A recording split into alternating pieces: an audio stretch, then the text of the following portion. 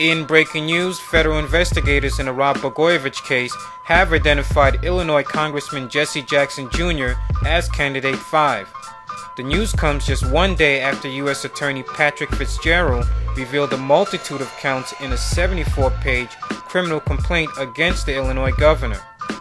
In the complaint, it's alleged that Blagojevich wanted Candidate 5, now identified as Jackson Jr., to raise him between $500,000 and $1 million in exchange for an appointment to the U.S. Senate.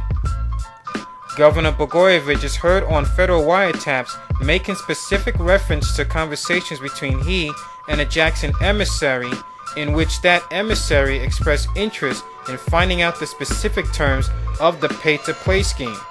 That emissary has not been named, and Jackson Jr. declined to elaborate further, but did release a statement in which he denied any knowledge of the scheme.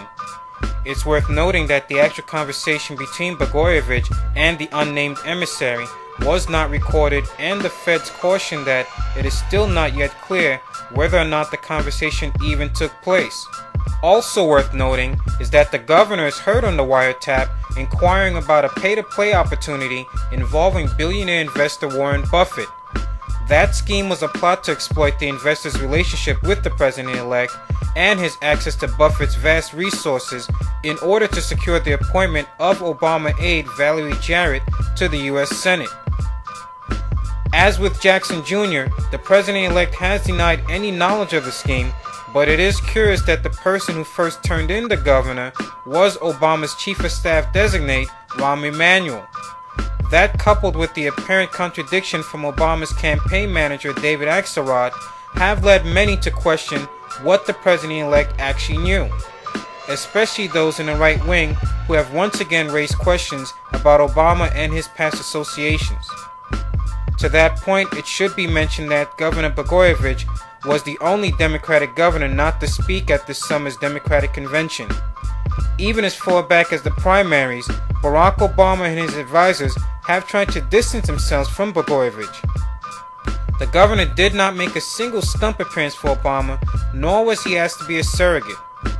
The rift between the governor and Obama seemed to be supported by comments made by Blagojevich on the federal wiretaps.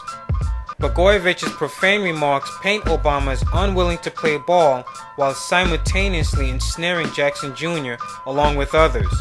There's no word yet on whether or not Jesse Jackson Jr. has been interviewed by the feds. Jackson Jr. has been a steadily rising star in the Democratic Party, speaking at the 2008 DNC convention. Jackson has worked to distinguish himself from his famous father, even taking him on publicly last summer over comments that Sr. made against Obama. For more on this story, visit www.clmnews.com and click on Politics. Make clmnews.com your new daily home for news and notes. For clmnews.com, I'm Will Darius.